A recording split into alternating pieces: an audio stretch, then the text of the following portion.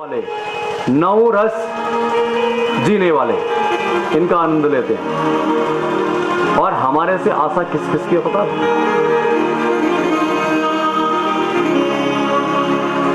एक चिड़िया आपसे आशा रखती है,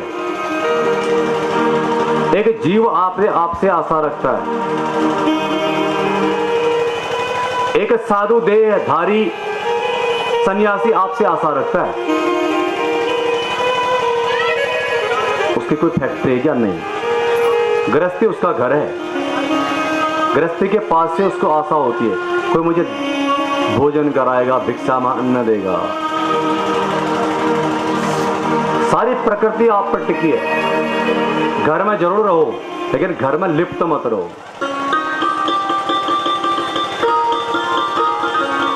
आप तपस्वी बनिए, आप कर्म करिए, आप नौकरी करिए, आप राजा बन जाइए, आप नेता, अभिनेता, डॉक्टर, इंजीनियर सब बनिए, लेकिन अंदर वैराग्य जरूर रखिए।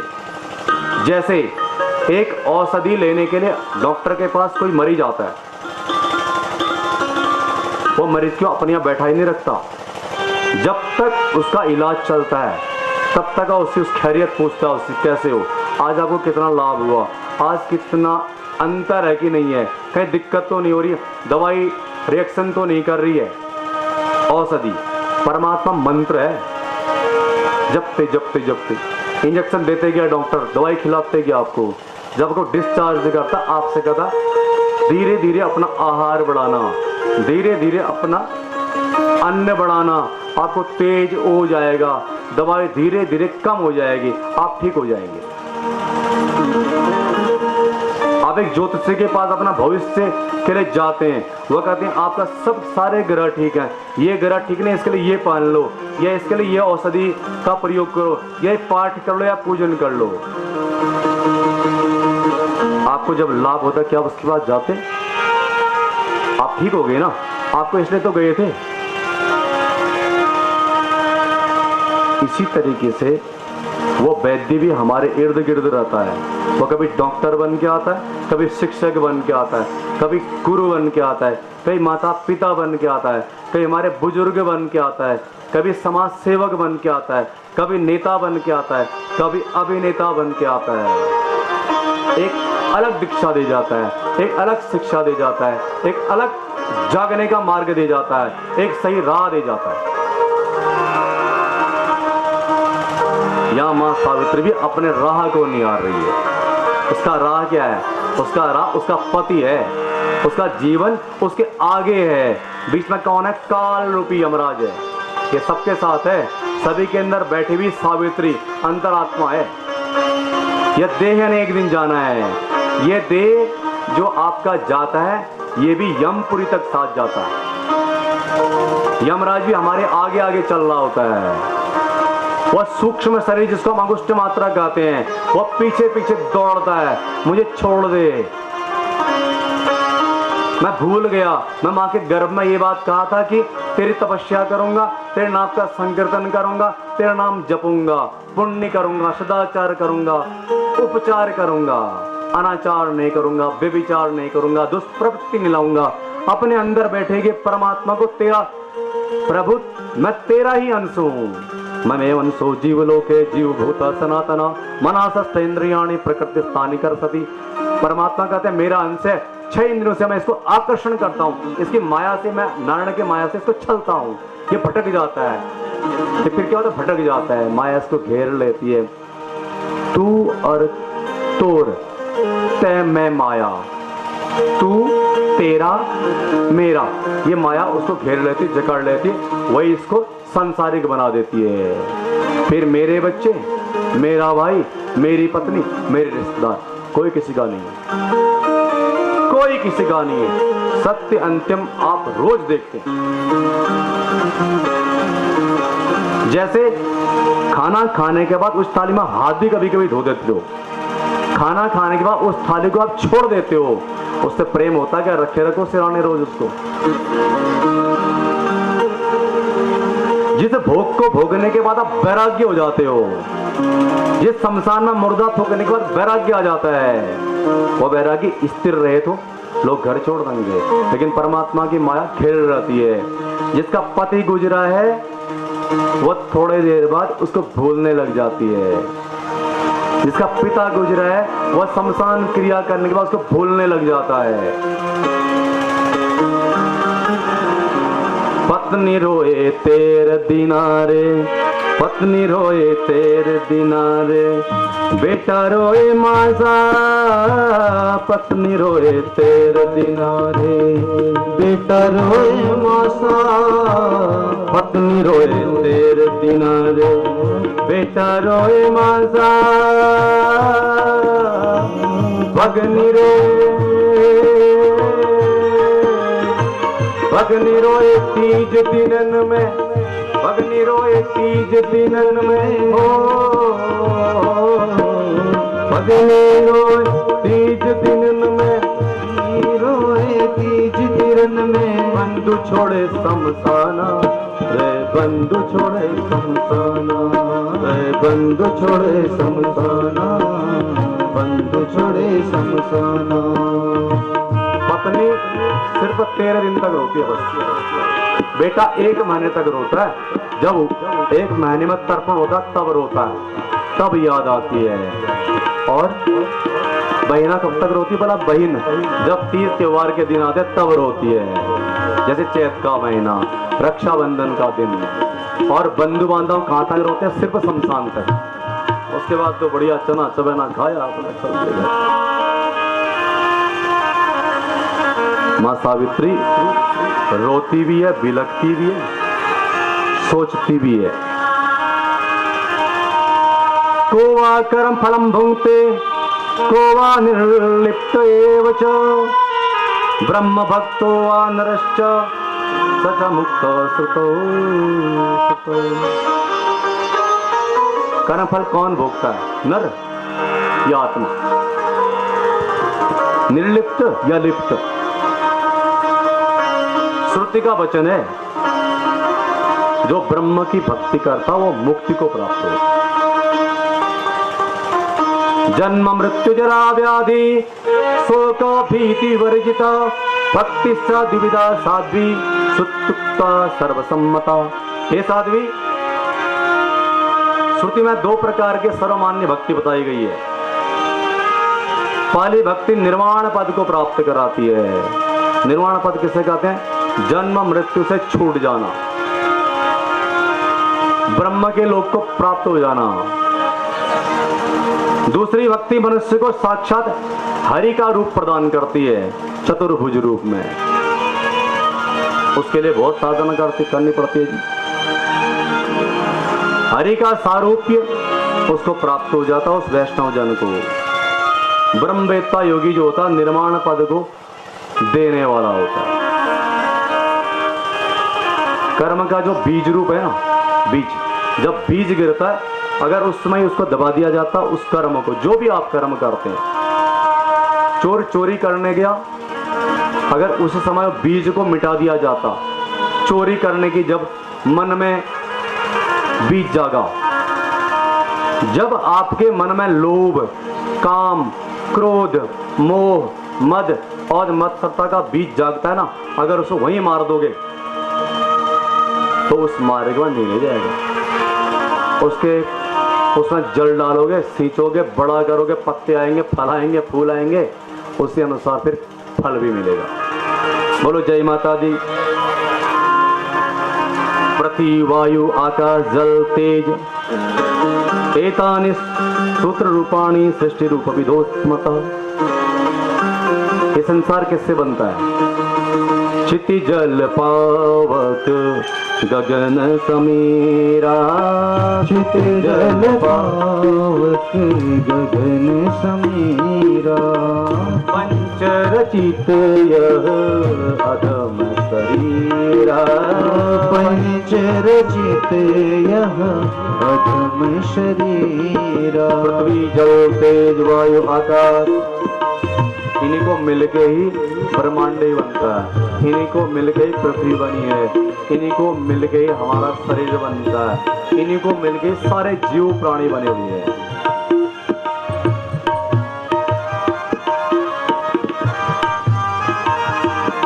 पृथ्वी वायु आकाश जल तेजस्तेव च कर्म कर्ता च देही च आत्मभोजितास्ता भोगो विभवो देवेदश्च निश्चितिर्निर्मुक्तिरेव च। बोलते हैं राजन, कर्म करने वाला जीव देह है, शरीर है। कर्म कौन करता है? शरीर। आत्मा थोड़ी कर्म करती है। और वही अंतरात्मा रूप भोजिता भी है, भोगने वाला भी है।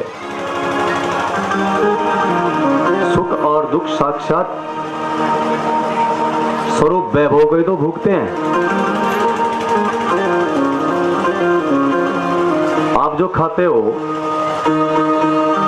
आप जो वस्तु का भोग करते हो, कौन करता है? आत्मा करती है, जीव करता है? नहीं, जीव करता है। आत्मा तो निर्विकार है, निर्लेप है, निर्बोध है,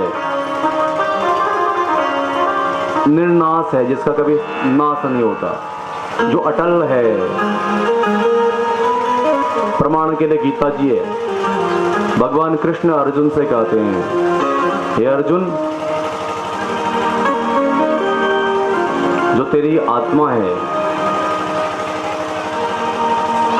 न इसको जल गीला कर सकता है, न इसको वायु सुखा सकती है, न तेरी इस आत्मा को तेज अग्नि जला सकती है।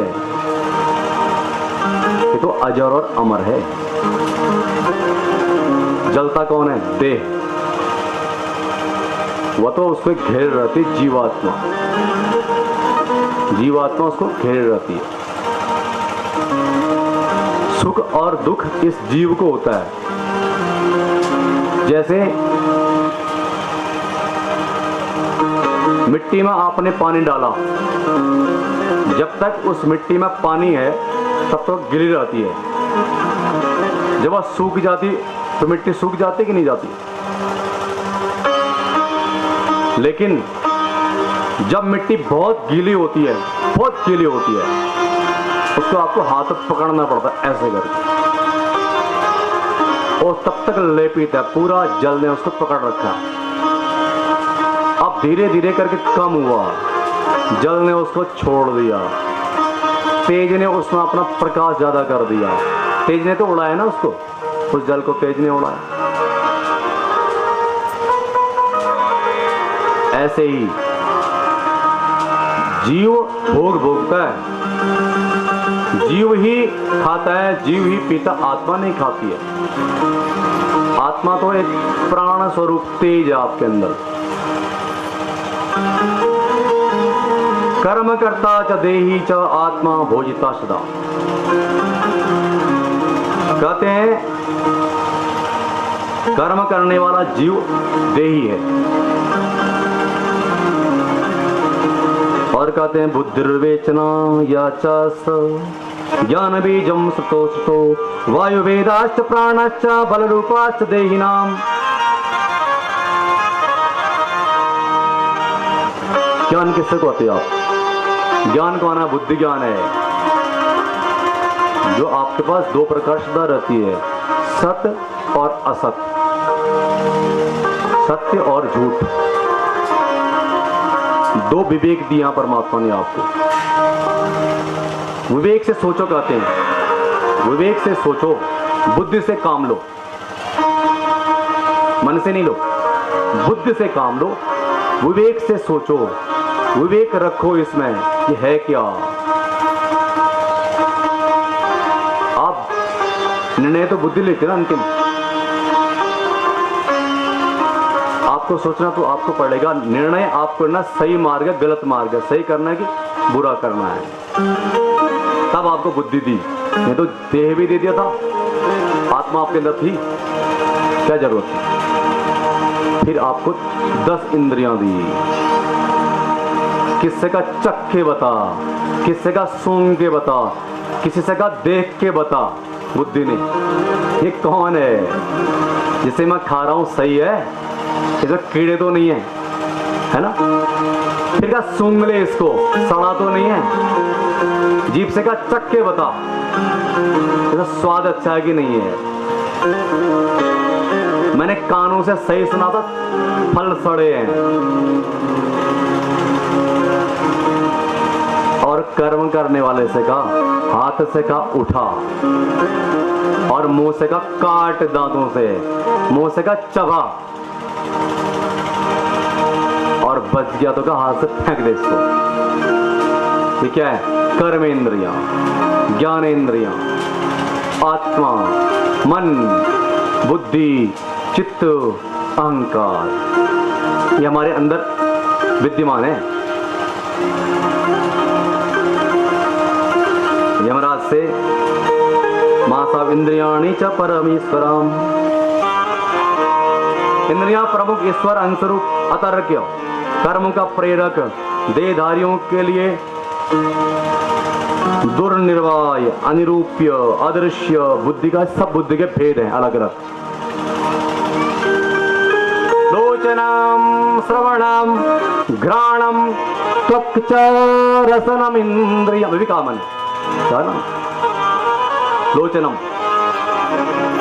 आंख रूप देखती है, रूप में मोहित कर देती है। वही आंख कहीं पर अनहोनी देखती है तो भय कर देती है पैदा। एक ने देखा, एक ने सुना। ये देखते हैं, ये सुनते, इनका बड़ा सामंजस्य है जी।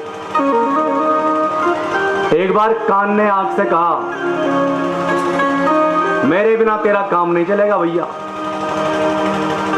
आंख बोले, मेरे बिना तेरा भी काम नहीं चलेगा। कान बोले, सुन, पक्का है, गारंटी है, मेरे बिना तेरा काम नहीं चलेगा।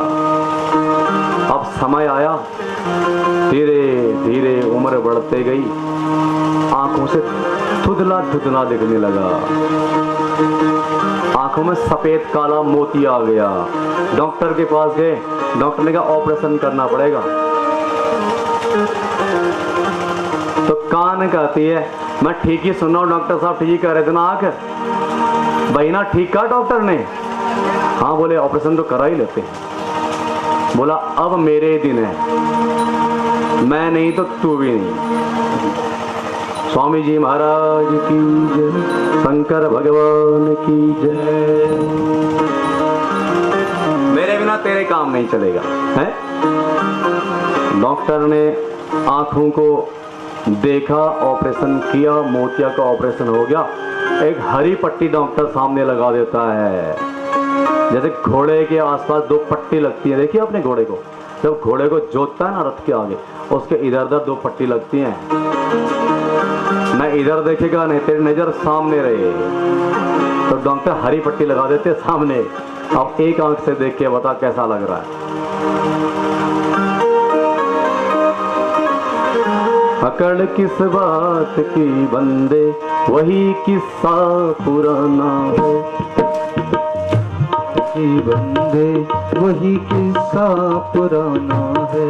सजन रे झूठ मत बोलो, खुदा के पास जाना है। सजन रे झूठ मत बोलो, खुदा के पास जाना है। सजन रे झूठ मत बोलो, खुदा के पास। सजन रे झूठ मत बोलो, खुदा के पास जाना है। बोलो जय माता दी। तो जाना तो उसके पास निश्चित है ना। किसको डर तो नहीं लगता, किसको भय तो नहीं होता। भाई मैं बच्चा हूँ, जवान हूँगा, अभी तो मेरी शादी होनी है। पता नहीं, किसी का कुछ पता नहीं। आया है सो जाएगा, राजा रंग फकीर। काल रूपी ब्याल ब्याग हर समय बाग पीछे पड़ रखा है। जैसे बाघ के लिए बछिया हो, बकरी हो, ब्याने वाली हो, नहीं ब्याने वाली हो, बैल हो, सांड हो, मनुष्य हो, उसके लिए सब बराबर है। ऐसे लिए उस परमात्मा, उस काल के लिए सब बराबर, न माना किस दिन लिखा है। आने का तो पक्का, जाने का पता नहीं। आने का पक्का है, वह 84 लाख योनि में कहीं भी आएगा जरूर, लेकिन जाने का पता नहीं कब जाएगा। अगर ये लिखा होता बाले, फिर आदमी सही काम करता, उसकी माया के चक्कर में ही नहीं पड़ता, सत्कर्म करता। बुद्धि बेच नहीं सकती है, लोचन, श्रवण, ये सब आपको दे रखे हैं। अंगिनाम अंग रूपम च प्रेरकम सर्वकर्मणाम, सभी अंग आपको प्रेरित करते हैं, आपको मार्ग बताते हैं, ये करूं या ना करूं। कभी कभी हाथ भी रुकता है जब अग्नि के पास जाता है, ऐसा करता है, नहीं करता है। सांप अगर लेटा हो, आपने हाथ डाला मछली है करके, लेकिन आपने जब फूंक किया तो एकदम पीछे गए, आपको लगा कि सांप सा है। ये भी अपने बचाव करते हैं। प्रत्येक इंद्रियां प्रेरकम सर्वकर्मणा, मार्ग में भेजना, नहीं जाना, जाना नहीं जाना, प्रेरणा देते हैं। रिपु रूपम मित्र रूपम सुख रूपम च दुखदम, सभी कैसे इंद्रियां देखो, मित्र रूपम मित्र के समान, सुख रूपम सुख के समान, दुख रूपम दुख देने वाले और दुख से आने से बचाने वाले। अगर जबरदस्ती कोई पेड़ से कूदेगा तो कष्ट तो पाएगा ही ना। तो विवेक तो आपको करना पड़ेगा कि पेड़ से रस्सी से भी उतरा जा सकता है, पेड़ से सहारे से भी आज तक पेड़ के नहीं, आप रस्सी फेंक दो, अब रस्सी बांधी, अपने पकड़ के रस्सी से उतर गया। बहते हुए प्राणी को बचा सकते हो, रस्सी बांध के भी तो खींच सकते हो, और जबरदस्ती कूद गया बहती नदी में तो कौन बचाएगा? वहां तो भगवान की कृपा बचाएगी बस। सूर्यो वायुश्च पृथ्वी ब्रह्माद्या देवता स्मृता प्राणदेहा विवृद्ध्यो सजीव प्रकृतितः। सूर्य वायु पृथ्वी ब्रह्मा आदि इंद्रियां ये देवता कहे गए हैं। आपकी एक आंख सूर्य है, एक आंख चंद्रमा है, आपके कान आकाश हैं, आपकी नासिका पृथ्वी रूपी गंध लेती है, आपकी वाणी सरस्वती है, आपका मन चेतन स्वरूप मां पराम्बा शक्ति है। कारणम कारणानां च परमात्मा च उच्यते, जो कारणों का कारण हो परमात्मा है। परमात्मा कोई साधारण नहीं है, कैसे कहते हैं ईश्वर, कर्तुम अकर्तुम अन्यथा कर्तुम समर्थ स ईश्वर। कर्तुम जो हो सकता है उसे भी कर सकता है, अकर्तुम जो नहीं हो सकता उसे भी कर सकता है, कर्तुम अकर्तुम अन्यथा कर्तुम जो नहीं हो सकता सोच सकते उसे भी जो कर दे उसे परमात्मा कहते हैं। आप क्या सोच सकते हो? किसी को रोग हो गया, क्या भगवान ठीक नहीं कर सकते? किसी को असाध्य रोग लग गया, परमात्मा ठीक नहीं कर सकता क्या? कर सकता है, वो अपने कर्म को बदल सकता है। अरे खेत आपका है, उस खेत में आपने आज कोई फल लगा दिया, कोई बीज लगा दिया, रात को बारिश हो गई, अगर आपने उस खेत में मेड़ नहीं बनाया होता है, उस खेत के किनारे एक नाली नहीं बनाई होती है, तो खेत तो आपका बहेगा ही निश्चित है, बीज तो आपको बहेंगे। अगर आपने उसके पीछे कंस की तरफ में, कोने की तरफ में कहीं आपने नहर बनाई होती, नाली बनाई होती, तो पानी जो आता वो एक तरफ से निकल जाता। निकलेगा कि नहीं निकलेगा? तो कर्म से करके आप जीवन प्राप्त कर सकते हैं, परमात्मा को संतुष्टि करके आप उसे प्राप्त कर सकते हैं। रावण यदि सीता जी को अपने महल में नहीं लाता, उस लंका में नहीं लेता, क्या भगवान राम उसके यहां आते? नहीं आते। क्या पड़े था भगवान राम को वहां जाने की? विवश कर दिया रावण ने राम को वहां आने पर, विवश कर दिया राम ने अपने वंश को भगवान पे चढ़ाने के लिए।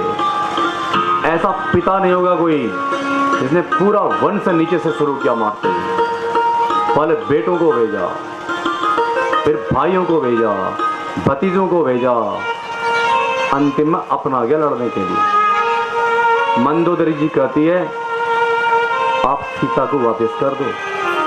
यही विभीषण ने कहा था, आपको आपने लात मार के उसको बाहर निकाला था। यही शब्द कुंभकर्ण ने क्या कहा था, वो राम है, साधारण पुरुष नहीं है, महापुरुष है, पुरुष नहीं, उत्तम नहीं, पुरुषोत्तम है वो। उनकी पत्नी वापस कर दो, क्योंकि दूसरे की स्त्री का हरण नहीं करना चाहिए। हे पतिदेव आप नहीं माने, मैं आज आपसे आपकी धर्म पत्नी होकर कहती हूँ, कुल को बचा लो। कोई तो दीप जलाने वाला बचे, कोई तो इसका रक्षक बचे, आप बचा सकते हो। मैं आपकी अर्धांगिनी हूं, मेरा भी धर्म है, मैं आपको सलाह दे सकती हूं। रावण कहता है मैंने भी एक बार प्रयास किया था उसकी शक्ति देखने का, सिर्फ उसका स्वरूप लिया था, उसका स्वरूप बनाया था, अंदर से मैं रावण ही था, लेकिन उसके स्वरूप को धारण करते मुझे भी लगा हत्या नहीं करना चाहिए, व्यभिचार नहीं करना चाहिए, झूठ नहीं, मैंने तुरंत अपना फिर रूप धारण कर लिया। मंदोदरी यदि तू कहती हो राम है, मैं सीता को बिल्कुल वापस नहीं करूंगा। तू कहती है भगवान है, मेरे हिसाब से तो राम है, साधारण पुरुष है। यदि उसको मैंने मार दिया तो मैं विजय गाथा को गाया जाऊंगा। यदि वो भगवान है, उसने मुझे मार दिया तो मैं मुक्त हो जाऊंगा। अपने वंश को पूरे को शुरुआत नीचे से किया जी। अपना भेद देने के लिए भाई को लात मारी, किसी मंत्री को नहीं मारी, किस सैनिक को नहीं मारा, किस दूत को नहीं मारा, अपने भाई से बैर किया। क्यों? बंधु घर की बात जानता है, घर की बात घर वाला ही जानेगा। आपके घर में चोरी हुई जानता होगा, या आपने जिसको रखे देखा, जिसने आपको रखते देखा वस्तु को, वह चोरी करके ले जाएगा, या जिसको आपके घर का भेद पता है, कहां से खिड़की खुलेगी, कहां से दरवाजा खुलेगा, कहां ताला रहता है, कहां चाबी रहती है। घर का भेदी लंका ढाए। आज तक कोई अपने बेटे का नाम विभीषण नहीं रखता, भले उसने कोई गलत काम नहीं किया था। आज तक कोई अपनी बेटी का नाम केकई नहीं रखता, भले केकई जी ने इतना बड़ा अपराध नहीं किया था। रखता है क्या? क्यों? एक ने बेटे को वन भेजा और एक ने भाई को धक्का दे के बाहर भेजा, और दोनों अगर नहीं होते, भगवान राम लीला नहीं कर पाते। सब कुछ करना था, कहीं गौतम की पत्नी अहिल्या को ताड़ना था, वो पत्थर की शिला थी।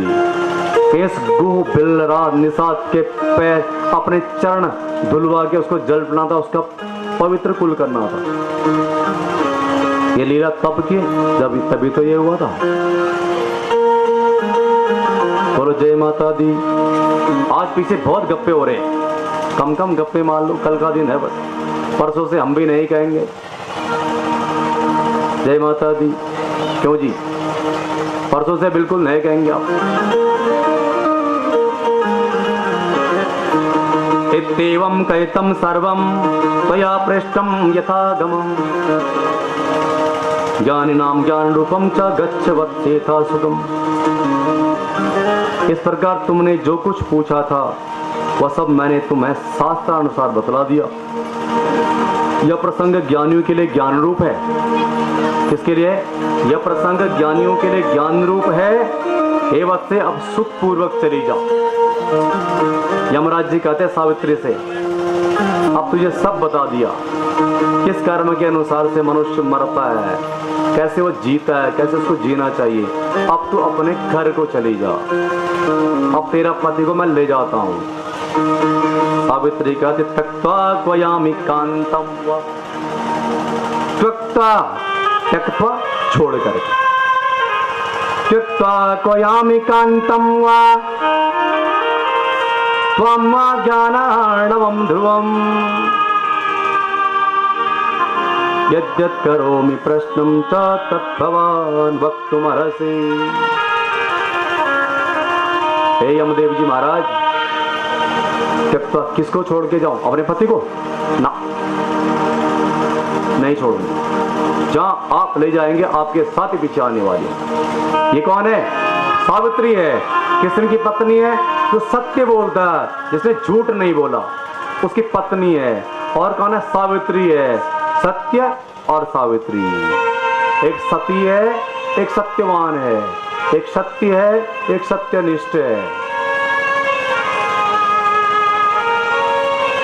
वह सावित्री यद्यत् करोमि प्रश्नं च, जो मैं प्रश्न करूंगी आप उसका उत्तर देंगे, और जैसा जैसा आप प्रश्न करोगे उसका उत्तर मैं भी दे सकती हूँ। आप किसी प्रकार ये मत समझना मैं हार गई। कितना बल होगा उसके अंदर, कैसी उसकी आत्मा होगी, कैसा उसका तप होगा, कैसा उसका त्याग होगा। काम काम योनिम याति जीव कर्मणा केनवा पुनः केनवा कर्मणम स्वर्गम केनवा नरकम पिता। किस कर्म को करने से सुख मिलता है, किसको दुख मिलता है, किस कर्म करने से पाप लगता है, किस कर्म करने से मनुष्य नरक को प्राप्त होता है, किससे स्वर्ग को प्राप्त होता है, किससे मोक्ष को प्राप्त होता है। बोलो जय माता दी। केन सिद्धिम वाप्नोति सालोक्यम चतुष्टयम। किस कर्म का सिद्धि प्राप्ति होती है, किसने सालोक्य सारोप्य सायुज्य की प्राप्ति होती है। अब आप बताएं। गोलोकम केनवा ब्रह्मन सर्वोत्कृष्टम निरामयम नरको वा कतिविक संको नाम किम वा। कल बताया था ना 21 प्रकार के और 28 प्रकार के नरक होते हैं।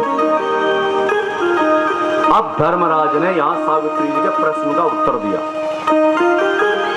कन्याम 12 वर्षीया, आप 12 वर्ष की कन्याएं। वत से तुम वय साधुना, अब बूढ़े की सी बात कर रही हो, बुजुर्ग की सी बात कर रही हो। आप कितने साल के हो?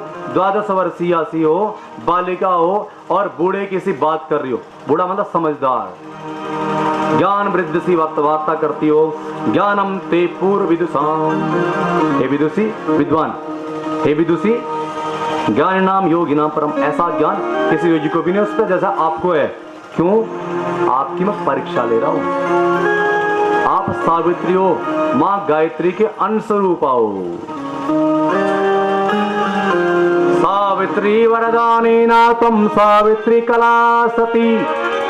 सावित्री मां के वरदान से आप कला रूप में उसका कला उतारे हैं।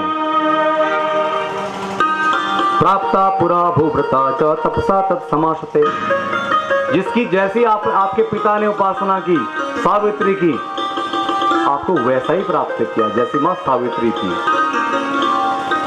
शंकर जी की उपासना करोगे, शंकर जी सा बलवान बेटा मिलेगा। नारायण की उपासना करोगे, नारायण सा बेटा मिलेगा। दुर्गा की उपासना करोगे, मां दुर्गा से बेटी मिलेगी। जैसे आप उपासना करोगे, जब मां के गर्भ में बच्चा होता, मां जैसा सोचती है, जैसा खाती है, जैसे क्रियाकलाप होते, संतान भी आगे वैसी होती है।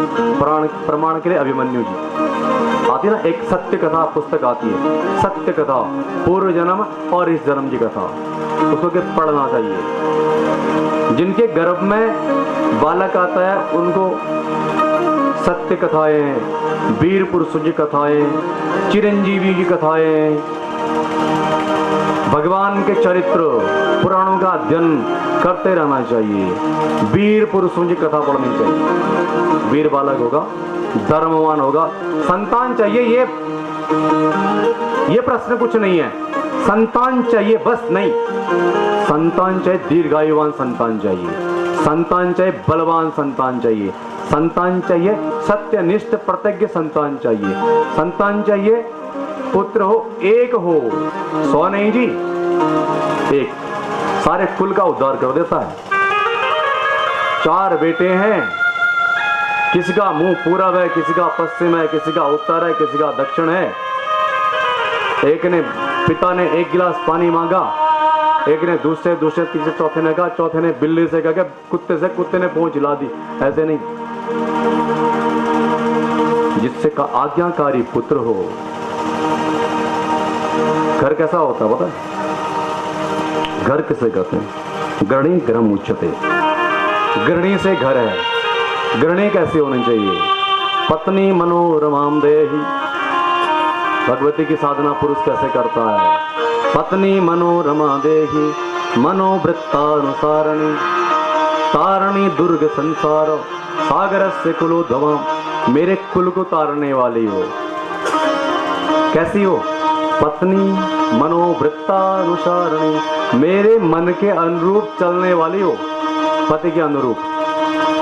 पति ने पानी मांगा गरम गरम खौलता हुआ नहीं, ठंडा मांगा ठंडा।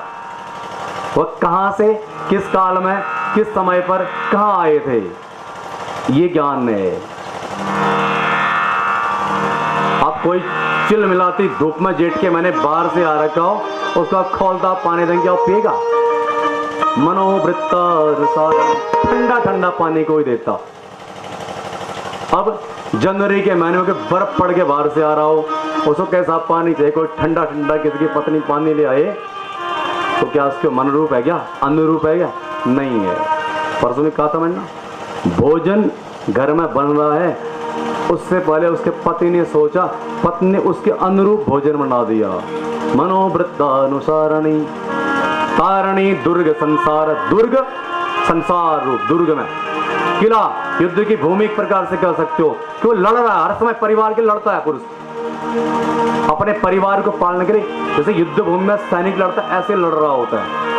8 घंटे की ड्यूटी करनी है, 12 घंटे की ड्यूटी करनी है, इस पहाड़ी से उस पहाड़ी में जाना है, वहां से कमा के लाना है, अपने बच्चों का पालन पोषण करना है।